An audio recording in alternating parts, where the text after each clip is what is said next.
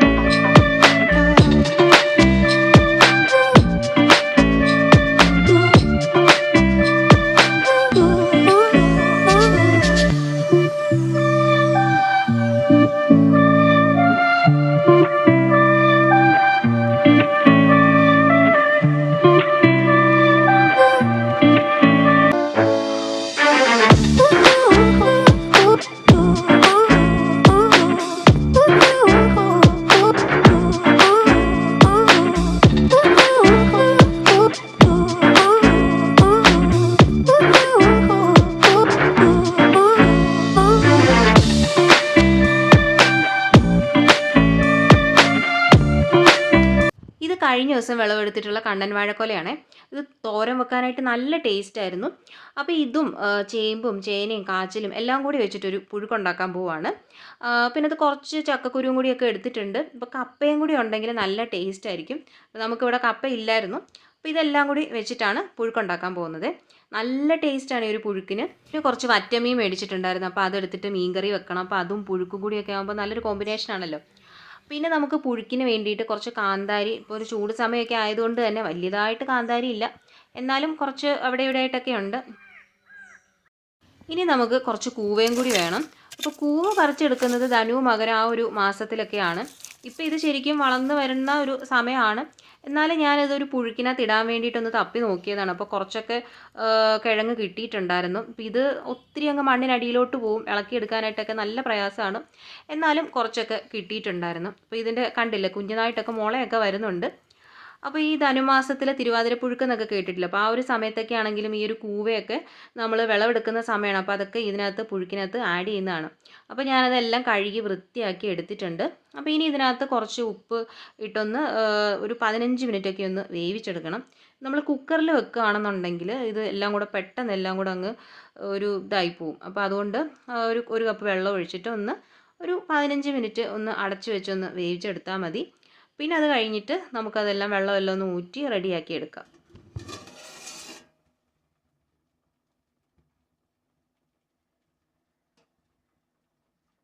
പിന്നെ കുറച്ച് വൻപയർ എടുത്തിട്ടുണ്ട്. അപ്പോൾ ഇത് പുഴുക്കിനകത്ത് ചേർക്കുമ്പോൾ നല്ല ടേസ്റ്റ് ആയിരിക്കും. അരപ്പിന് വേണ്ടിയിട്ട് തേങ്ങ, കാന്താരി, ചുവന്നുള്ളി, വെളുത്തുള്ളി ഇതെല്ലാം എടുത്തിട്ടുണ്ട്. പിന്നെ നമുക്ക് കുറച്ച് മഞ്ഞൾപ്പൊടി, ജീരകം ഇതെല്ലാം കൂടി വേണം. ഒത്തിരി വലിയതായിട്ട് അരക്കരുതൊന്ന് ജസ്റ്റ് ക്രഷ് ചെയ്തെടുക്കുക. ഞാൻ ഈ പയർ അല്ലാതെ വേവിച്ചെടുക്കുമായിരുന്നു. അപ്പോൾ ഇതെല്ലാം ഏകദേശം ഒന്ന് വെന്ത് വെള്ളമെല്ലാം ഊറ്റിയെടുത്തിട്ടുണ്ട്. അപ്പോൾ അതിനകത്തോട്ട് ഈ ഒരു അരപ്പ് ചേർത്തിട്ട് അരപ്പൊന്ന് വേവാൻ വേണ്ടിയിട്ടൊന്ന് അടച്ച് വെക്കുക.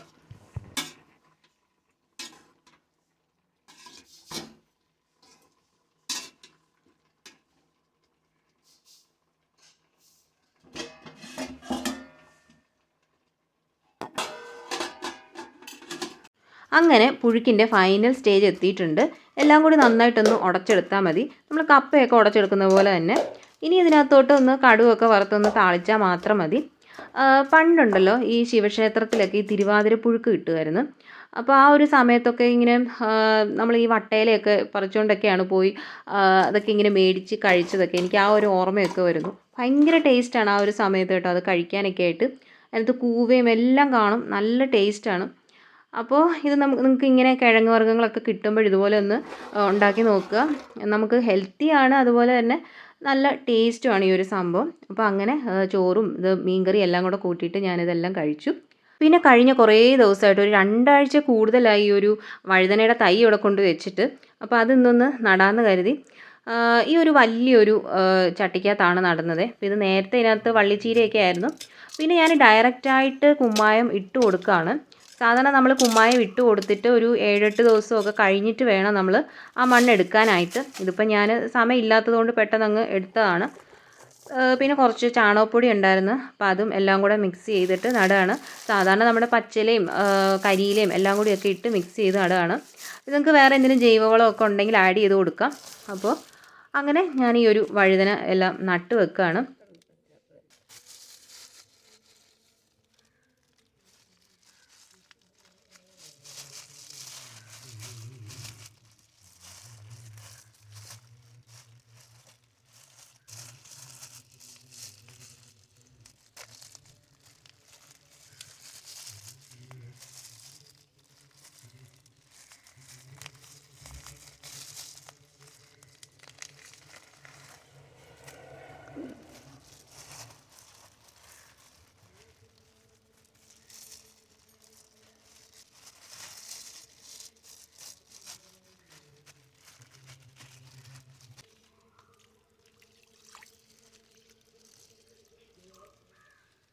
വഴുതന നമ്മൾ നട്ട് വെക്കുന്നത് കുറച്ചുകൂടെ വലിയ ചാക്കിലൊക്കെയാണ്. ഈ സിമൻറ്റ് ചാക്കൊക്കെ ഉണ്ടല്ലോ, അപ്പോൾ അതിനകത്തൊക്കെയാണ്. പക്ഷേ ഇപ്പോൾ നമുക്കതെല്ലാം ഡാമേജ് ആയി പോയി. പിന്നെ ഉള്ള ചട്ടിയിലൊക്കെ നടുകയാണ്.